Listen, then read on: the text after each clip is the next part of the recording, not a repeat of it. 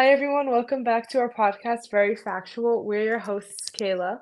And Isabella, in the most anticipated game of Match Week 7 in the Premier League was probably the Spurs-Liverpool showdown. Both sides got off to an amazing start this season. It was well worth the wait as Curtis Jones was sent off in the first half for a challenge on Bissouma. Then Liverpool would take the lead, but VAR overturned Luis Diaz's goal, which we'll talk about a little bit later. Son then made it 1-0 for Spurs. Then Liverpool recouped and were able to level right before the first half ended, with Gakpo being the man on the end of it. Then in the 69th minute, everything went worse for Liverpool as Diogo Jota received his second yellow card, putting the Reds down to 9 men. Just as it looked like the game would end one apiece, Joel Matip turned a low cross by Pedro Porro into his own net. Spurs now move into second place in the Premier League table within 1 point of City. This game had so much to it, but the first thing I want to talk about is the Luis Diaz goal. Right after the game, the PGMOL came out and said, quote, the PGMOL acknowledged a significant human error occurred during the first half of the Tottenham Hotspur versus Liverpool game. The goal by Luis Diaz was disallowed for offside by the on-field team of match officials. This was a clear and obvious factual error and should never have resulted in the goal being awarded through VAR intervention. However, the VAR failed to intervene. Kayla, this would why did they even say this? This won't change the result or anything. I don't even know. Even Jones and Jota, they got red cards, and it's crazy. It was very bad for Liverpool's gameplay. And the own goal that you were just mentioning, I feel so bad. It was a really off game for Liverpool, but I felt so bad that they had to deal with that. And it was in the last minute of overtime too. Yeah, I don't so even know. yeah, VAR really should have intervened in this goal. Apparently, the lines weren't calibrating or or whatever. And this we saw this happen in the United Wolves game where Onana also made a challenge, but it literally won't change the result. So I don't know why they even bother coming out and saying this. Like the VAR officials have to do their job. They can't just sit there and apparently I read actually that there was a miscommunication between the VAR officials in the booth and the on-field referee, and it's not it's not VAR that's the problem. It's literally the people in the booth. They're being lazy with their decisions. They're Hmm. you're not going to make a difference by saying after the game that the goal should have stayed. You're gonna make people so upset because Liverpool, they actually could have came away with a point from this game. But another decision that was made was the Curtis Jones red card, like you said. I actually thought it was the Hmm. correct decision. I mean, I heard both sides of the story. Like I understand, but personally for me, he went over the ball and right into Basuma's leg with his studs out, which I Yeah. think that's what the referee saw. And, I would probably do the same thing if I was a referee. And I actually think Liverpool looked really good and stayed strong, even with 9 men on the field. Like, they took over Spurs, it looked like, in some areas. Like they literally could have came away with a point from the game, but the Joel Matip goal kind of made that a difference. Both goals were very cheap that Liverpool conceded. The first goal, there was really bad defending by Joe Gomez, and then the last goal that Liverpool conceded was obviously an own goal error. And now Yeah. Spurs are unbeaten. They're the only team unbeaten along with Arsenal, and I think we have to give Spurs some credit because they have, I say this every episode, I think they're so entertaining to watch, and I literally can't see where, I can't wait to see where they go. Yeah, I agree with that too. They're very entertaining to watch. I was so worried about them when Harry came up. Son is really stepping it up too. And Spurs, they're keeping their form throughout the entire season so far. So they're very exciting to watch. Yeah, like Postecoglou transformed this team. I say this every episode. I feel like I'm saying the same thing, but it's true.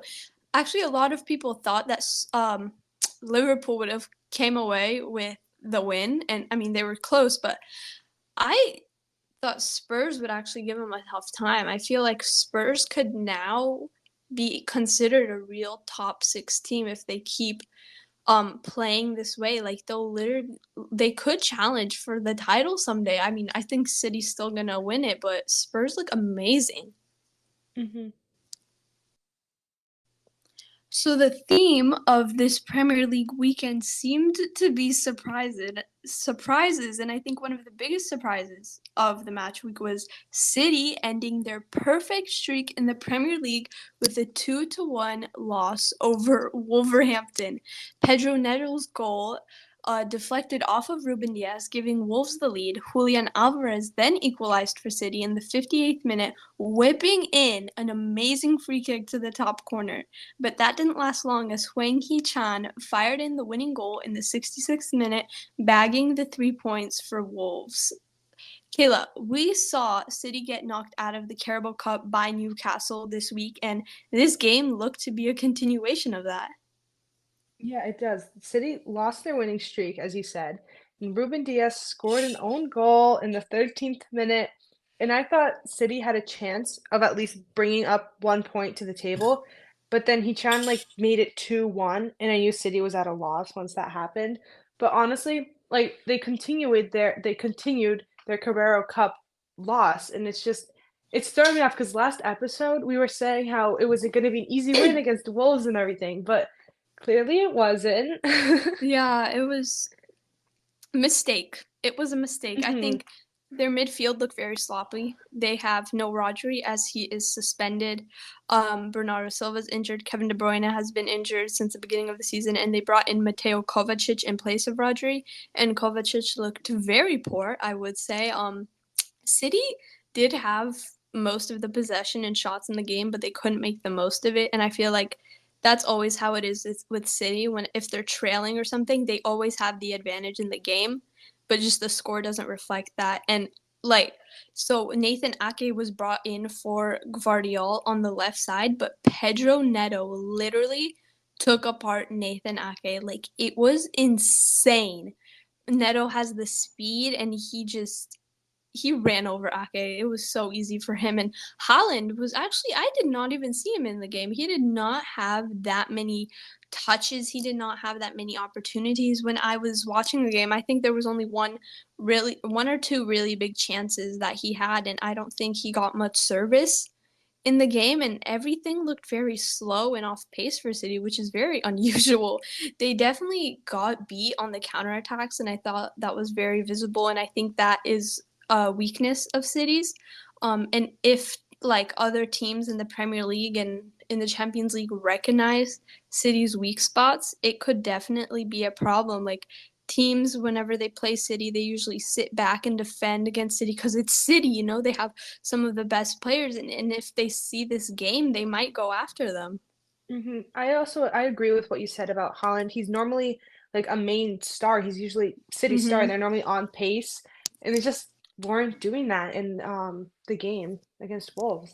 They weren't Yeah. pacing. They weren't working together. Mm-hmm. They were just kind of playing like they were just playing soccer. They weren't having their usual Yeah. city selves, you know?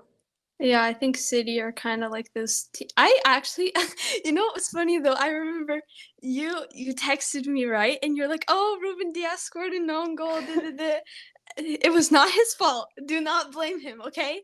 And then I was saying like to myself, I'm like, you know, they'll get back. I wasn't even worried. I thought they would win this game, but they didn't, and I was actually very shocked. Like Hmm. City. I did not believe it at all because hopefully this is one of those just like off pace games, but next game they'll be back. Like they have Champions League game over Leipzig this week. So hopefully this was just one of those really bad results, but they'll hopefully they'll bounce back. Hmm. On Saturday at Old Trafford, Manchester United played Crystal Palace, letting Palace leave with a 0-1 win. Crystal Palace's Anderson scored in the 25th minute, a half volley deflecting off of Manchester United's Diogo Dalla. Despite Manchester United dominating possession, poor finishes created frustration, and Mason Mount has returned, guilty of midway through the second half missing a header from Dalla's cross. Manchester United did have a chance to tie this up, but they they just kept on missing their shots. Manchester United honestly was not doing well in front of Crystal Palace's goal, but to be fair, Palace had points where their defense was like a rock. All the focus right now is on Manchester United and how this is their fourth defeat of their Premier League season and their worst start to a campaign in 34 years. But honestly, Palace deserves all the recognition right now because their defensive plays stopped the home team from playing their game. And I personally think that Rashford is not performing how he was not even No. close to how he was last Nope. season at all. And it's a growing topic to a lot of news articles that he's not doing as well as he could. And Mount playing is Mm-mm. making me so mad. He's not Like giving the team anything. he's not. He literally missed the header that could have tied up the game for Manchester United, and it's just he's just not playing well. It was going No. better without him. So I think so they played Crystal Palace in midweek in the Carabao Cup as well, but and Man United won that game. But the Hmm. difference was that game in the Carabao Cup, they were playing like the Palace B team. Like the side was very changed. It was not the main team. And on Saturday they played like the main team. There was Hmm. so many bad performances in this game. Like Mount, like you said, I don't even want him there. Like I feel bad for you because he was a good player. Like he is. Like he has that in him. He's just not fitting in that system. He Hope doesn't belong in Manchester United. no, it's just maybe he's just out of form right now, or something's just not clicking in the system. Bruno Fernandez also looked very out of it. Like I didn't really Hmm. see him much in the game. Like I actually think Man United, this is something I realized, like they always start off really well, but we said this last episode, when something goes wrong, it's like a stack of dominoes, right? One Yep. goes and then everything gone. Like there was no disrespect to Crystal Palace. I think they literally played fantastically. Oh my Their gosh. defense was amazing. They It played they played really good. They were working together and everything. there was in the first half especially, they pressed Manchester United like crazy. Oh my goodness. Every time United lost the ball, Palace like capitalized it, got it back. And then if Palace lost the ball, they got it back. It was incredible. Like Man United were just all in their half and Palace was just at them. Like it was amazing. And that goal, oh my goodness, it was so well executed. It was off a corner, and oh my gosh, it was just perfection. Hmm. And I honestly think that Manchester United underestimated Crystal Palace going into this game, winning the game that yeah, they yeah, played yeah. with them last week. No, not last week, earlier in the week. Yeah. Like they probably just winning. Like, okay, well, we already won against them once.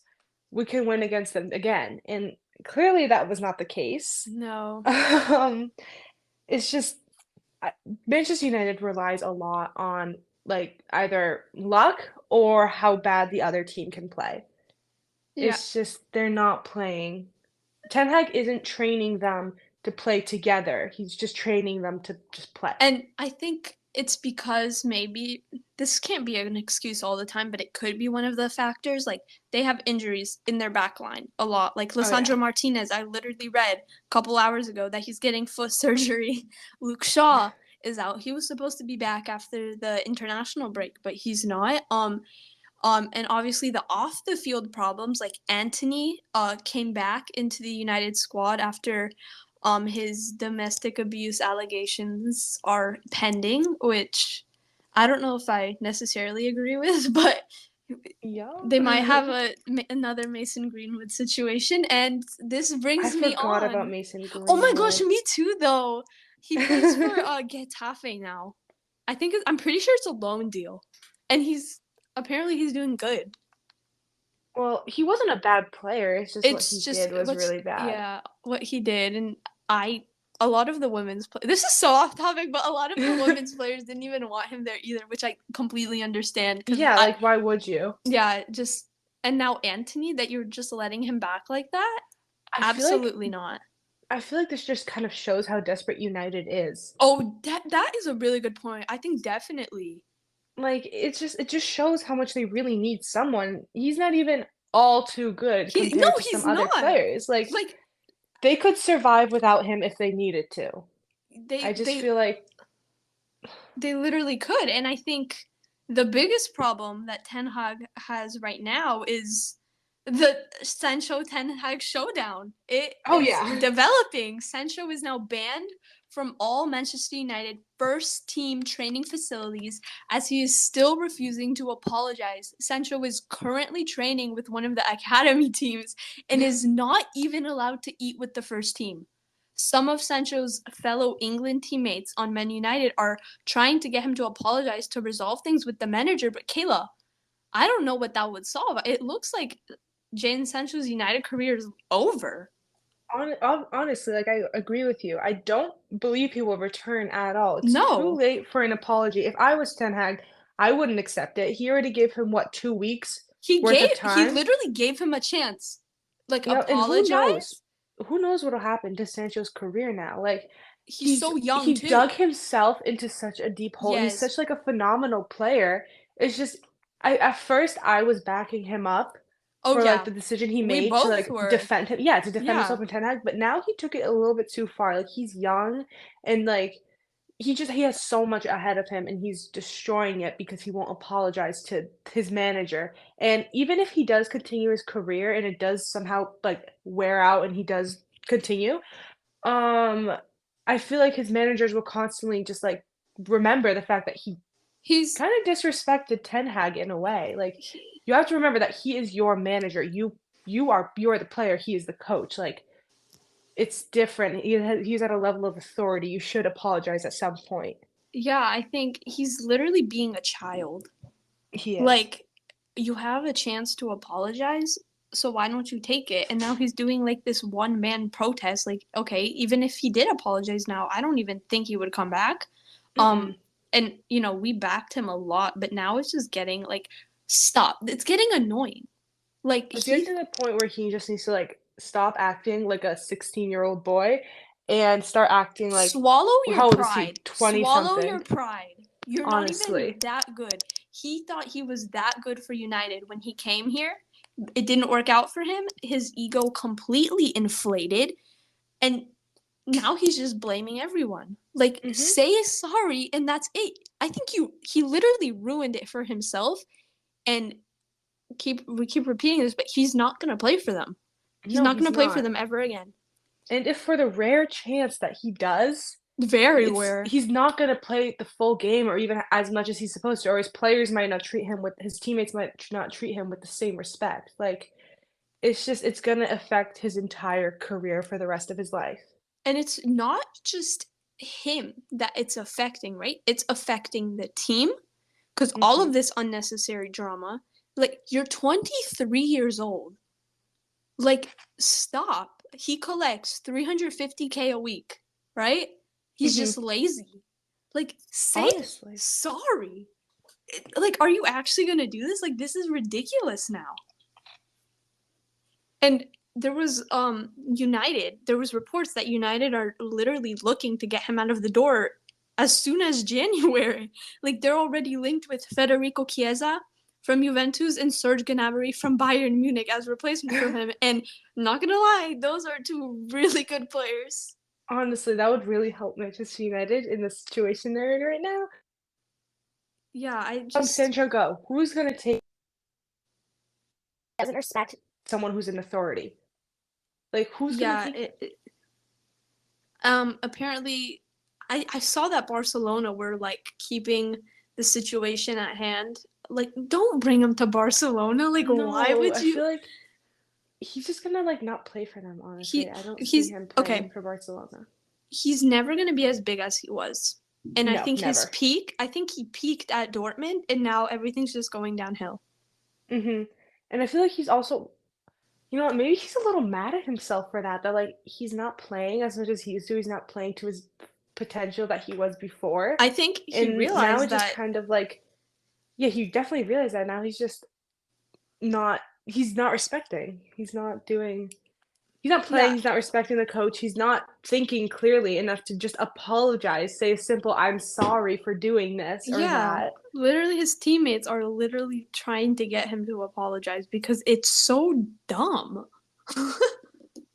It's crazy. Like, oh my goodness, I forgot what I was gonna say. So, oh my gosh, Kayla, you say something because I literally went blank. Wow. I don't know. I've pretty much repeated everything that I have to say about this. Well, Manchester United actually, if their defense, this is like from before we were talking about you mentioned their defensive Mhm. getting injured. I hope that they next transfer next year they get a few more defenders in there that can actually play Mhm. because not no they can all actually play, but the thing that is actually up to their full potential because seeing Some all of the injuries, if this continues happening, Manchester United needs good replacements. Replacements that they can rely on and that they can know that it's not going to be a 50-50 chance if they'll win or lose. No, it'll be more of like a 80-20 where they will feel more sure in their defensive line.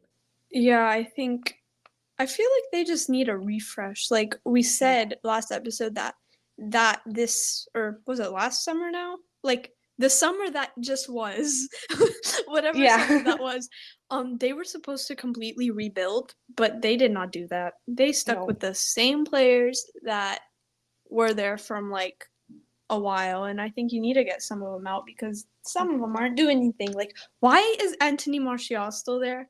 Why is Why? Maguire still there? Yes. You know what Ten Hag did yesterday?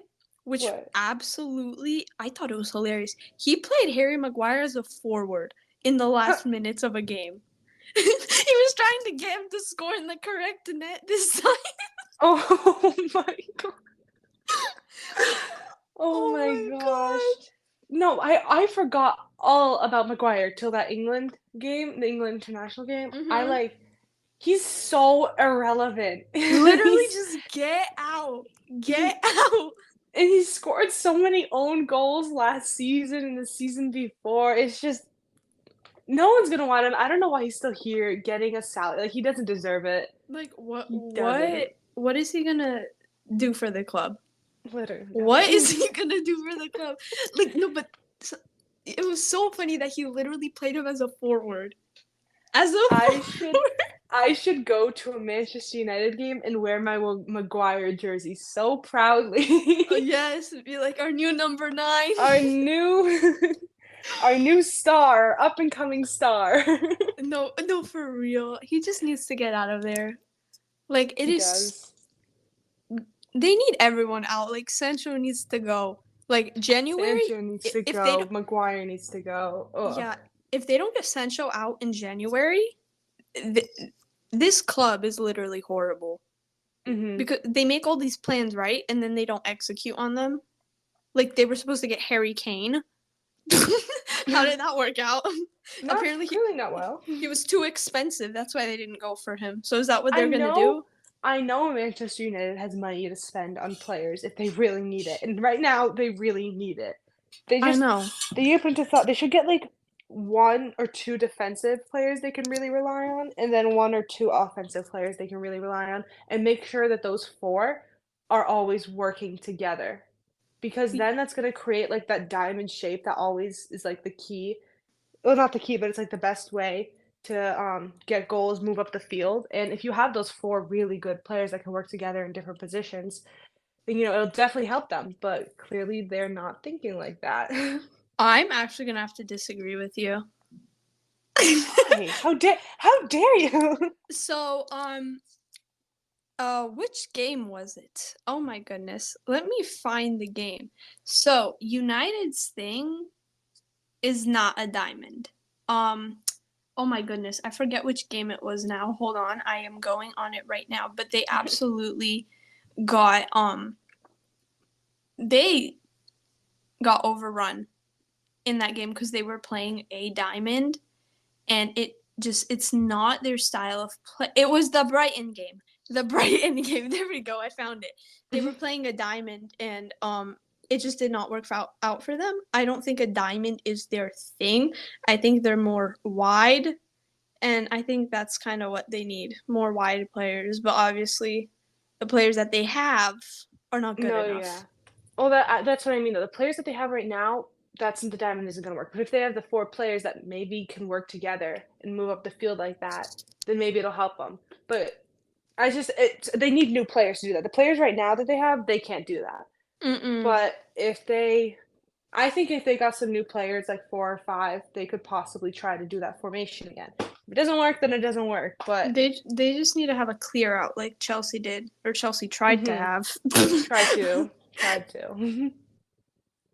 Arsenal played away at Bournemouth Stadium, coming home with a 4-1 win. Bukayo Saka and Martin Odegaard scored in the first half, and Kai Havertz and Ben White scored the last 2 goals in the second half. Odegaard and Havertz both scored from a penalty, and finally, I'm kind of happy to say that Havertz scored or did something on Arsenal. It was just a penalty, but it's still something for Arsenal. And But also, Bournemouth didn't really play their hardest because I mean, often when teams really try, they get yellow cards or even red cards. And I was looking at the on Premier League app that Bournemouth had nothing, like literally nothing, no goals, no yellow cards, no like nothing. I could tell just from seeing that they weren't playing to their potential against Arsenal. yeah, so actually for the Kai Havertz quote goal, I guess, you know what was so funny? So Bukayo Saka was going to take the penalty, right? Martin Hmm. Odegaard went to Bukayo Saka and told him to let Kai Havertz take it just so he can have a little a little lift. Like what is that gonna do? I don't He's even it's know. not gonna change his form. Like one little penalty? No, I, absolutely not. I mean, maybe it's that because a lot of people have been kind of bashing on him at That's Arsenal, why it including was. That's what it us. was. But It's and not that's gonna probably why change they put him anything. out here. But yeah, it's not going to change. And if anything, it might like what you just said. It's just gonna maybe change our opinions to like he needs this to make him look good. Yeah, Like he needs a penalty to make him look that's good. literally why it was. I think obviously I don't think we were expecting anything else from this game. Oh no, I was expecting Arsenal to win for Yeah, sure. maybe not that big of a win, which was also another surprise.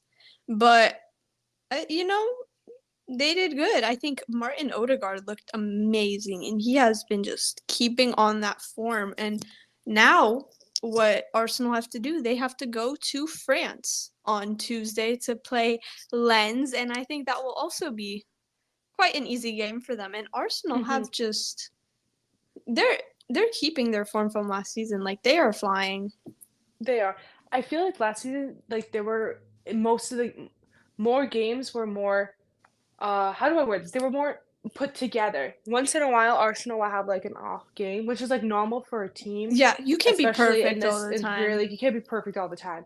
But I could tell in Arsenal last year they were definitely more put together and more often, I should say. They were more put together. Yeah, for me, I'm just really hating on Arsenal at the moment. I always have a team that I am in, like, I hate, and it switches off. Sometimes it's City, sometimes it's Spurs, sometimes it's Manchester United. Not sometimes. It's always It's always Manchester Manchester United. United. It's just because Kayla likes them. There's Yep. literally no other reason, and there's so that club is a mess. Like, Right now they're a mess. I'll agree with that. Yeah. um, so I am not a fan of Arteta for taking out Ramsdale for David Raya. I have made that very clear. Like he literally played Ramsdale in the Carabao Cup game. Like that's what you do for a number two. So I think Raya is now the number one. um, Which, I mean, that is kind of disappointing because I did like Ramsdale, but I also like Ryan. Like, I have nothing against either goalie or nothing. I don't have one specific reason why I like the other goalie more. They're both top goalies. They both have a lot of potential in them. It's just Ramsdale has been with the team, the club more. yeah, But I feel like this is like Raya's chance now. It's not like Ramsdale isn't playing at all. Like he still plays. yeah, like Just in the cup games. So now he is officially a number two. When you play cup games, you are number two. yeah. So which is really sad because I want to know why he took him out. Like I said last episode, I want to know if there was a reason or just because Arteta wants to be quirky. I think Bukayo Saka looks amazing. I think he is the star boy. Like, that is literally his nickname, and it is well Mhm. deserved because he is incredible. He is so young, and he has so much to accomplish. I absolutely love Bukayo Saka. I had him as like the Your top player player of your of the Premier season. League. Your Yep. player of the season, yeah. Like he's and I totally see him being at least nominated or like one of the top picks for that. It's just he's doing so well this season and it's my expectations. I didn't expect less from him, honestly. So, one of the biggest surprises of this match week, yet again, was Luton Town getting their first win of the Premier League season. It Yay! was a surprise. It was against Everton, and Everton have looked like they've been on the up, but when you lose to Luton, I guess not. Luton somehow managed to get 2 goals and 3 points, and I was actually very shocked. Dominic Calvert-Lewin scored the only goal for Everton. Um, Lockyer scored in the 24th minute, and Carlton Moore scored in the 35th minute, and I was actually very shocked. And if Everton do not win their next Premier League game, I think Sean Dyche, the manager, will be under very much pressure as he has been all season. But I think the biggest surprise of this weekend was Aston Villa winning over Brighton 6-1. hmm What? Ollie Watkins got the hat trick. Estupinian scored an own goal. Jacob Ramsey scored in the 85th minute, and Douglas Luiz scored in the 97th minute. And Ansu Fati, a Barcelona player, former Barcelona player, I should say, scored his first goal. I was actually very shocked at this result because Brighton have been amazing this season. Yes, I mean, so has Aston Villa, honestly. They've been kind of overachieving a little bit this season. And Ollie Watkins is on a roll. He's honestly doing so well in Villa right now. He's definitely one of their stars at the I moment. think I think he's gonna send a message to Gareth Southgate saying, "Hey, you should have me in the England squad." You know, I I mean, why think doesn't he play him? I have no idea, but he plays Maguire. barely, Like, yeah. Like you call up Maguire, you call up Calvin Phillips, you call up Jordan Henderson. That like Maguire and Calvin Phillips don't play. Henderson's in Saudi Arabia, so he's irrelevant now, and he's towards the yeah, end of his career. But you don't call up Ollie Watkins? Are you it's serious? so, Like it doesn't make any sense. But something that was surprising though was literally Brighton have been amazing, like 4-1 over Wolves, hmm 3-1 over Newcastle, 3-1 over United, 3-1 over Bournemouth, and you lost 6-1 against Villa? Clearly, it was an off game for them. But it was Yeah, like really off. it Like was very6-1 is shocking. crazy, especially in the Premier League where it's like top teams, top players. Yeah, like last weekend we saw Newcastle beating Sheffield United 8-0 and now it's 6-1. Arsenal won 4-0 over Bournemouth. Like I feel like these score lines kept getting higher and higher and higher. And I think we praise Roberto De Zerbi so much, but I was literally not expecting this at all. Oh yeah. Like it's crazy because Mitoma has been amazing for Brighton. Evan Ferguson, the 18-year-old, has been amazing for Brighton. The back line has looked amazing, and then I don't think anyone. I was looking at this game thinking it would be a tight game, maybe like 2-1 or something. I thought Brighton was gonna win. I'm being completely honest, but hmm you lose 6-1. Like, I thought, yeah, go ahead. sorry. I was gonna say I thought I didn't exactly think Brighton was gonna win, but I didn't think that it would be 6-1. I thought it'd be more like a 2-2 game, Mm-hmm. maybe 2-1. I don't know which team would have the two goals, but like something like a closer scoreline. Not 6-1. 6-1 is absolutely crazy. Yeah, and then some other games in the Premier League. Newcastle beat Burnley 2-0 at home.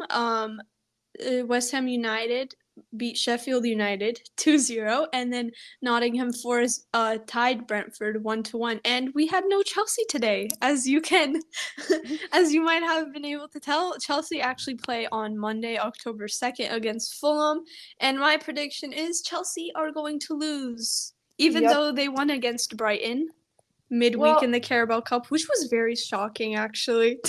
I have this feeling in my gut that Chelsea will step it up a little bit and they'll No tie. way! And they'll tie. No Not way! lose, but tie. But Wow. you never know. I might have just jinxed them, and they I, might lose 6-1. But I know. I actually forgot that Chelsea beat Brighton one yeah, zero. 1-0, that is. We're getting we'll the goals see. now. Um, it's technically a London derby, but Hmm. I have this feel I'm not getting anything from Chelsea. Maybe they'll win. Maybe they'll literally shock me, but I'm just not feeling anything from this team. And we also have this week we have Champions League.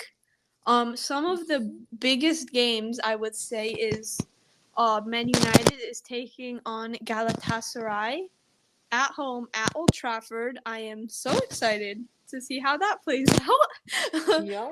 Napoli are taking on Real Madrid. So excited to see Jude Bellingham again. He looked amazing um, at the weekend. Goal, assist, of course. Not if we were not expecting anything less.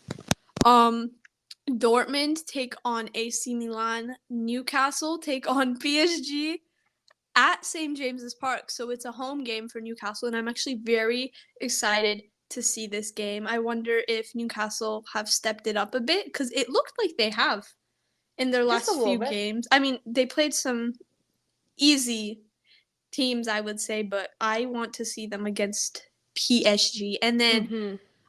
Leipzig take on Manchester City, and Manchester City actually thrashed Leipzig. I believe it was 7-1 or 7-0 last season, but maybe City's lack of form will stop them from reaching those numbers because Leipzig have been amazing. They tied with Bayern Munich 2-2 on Saturday, and Porto take on Barcelona. Kayla, what is probably the game that you're looking forward to the most?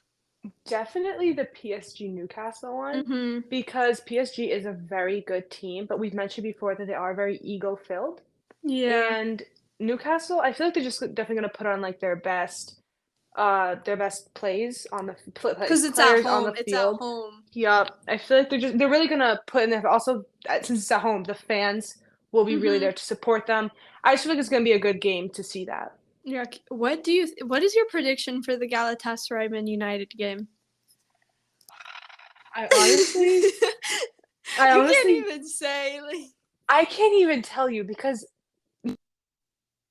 inconsistent, and I don't really follow what is it, Galatasaray? Yeah, it's a Turkish team. Yeah, But I they know of them. I just don't follow them enough to know enough. But I'm gonna guess that it's probably gonna be like a really close game. Galatasaray actually have looked pretty good this season. I mean, it is a Turkish league, Yeah. so that might, but they have always been kind of like the biggest, maybe out of Europe's top leagues, one of those Hmm. bigger teams. So I am actually very excited to see how this goes. I think it might be, I'm going to say 2-0 Galatasaray. 2-0 I'm Galatasaray. gonna I'm gonna go with 3-1 Galatasaray. 3-1. I'm giving I'm giving Manchester United a goal, but I don't believe that they'll win unless they really step it up. Yeah, you're gonna be like me with Chelsea. You're not gonna believe it when Yeah. they win. I think the one I'm most excited for is Napoli Real Madrid. I think Napoli there has been problems at Napoli with their Hmm. striker Victor Osimhen. Um, it is just a mess. I can't even tell you what's going on from the beginning. But I'm very excited to see Jude Bellingham once again. Literal legend. Like he is a legend already. He is. I love him so much. I'm so excited to see him play. I'm always excited to see the games that he's in because I know he always brings his best. Yeah, So I know the it's always going to be a good game. Yeah, the assist that he got yesterday was Hmm. literally copy and paste to Luka Modric. And the fact that he's playing alongside Luka Modric in the same team is incredible. He got his goal, which you're not even surprised when he scores anymore. Like No, it is it's like, oh, and it's an have expectation. you know his celebration where he just lifts his hands up and he's like, I'm here. I'm Yep. here. And he actually scored his earliest goal yesterday. He scored in the 71st minute. Wow. Crazy. I know. We're so used to seeing like 90-minute goals from him, but it was the last goal of the game too, which it's so Jude Bellingham like. That is. So that's all we have for you today, really. Like Yep. there's nothing really else to talk about. Yeah, so thank you everyone for listening today. Please follow our Instagram and YouTube at Very Factual Podcast. Tune in next week for another episode.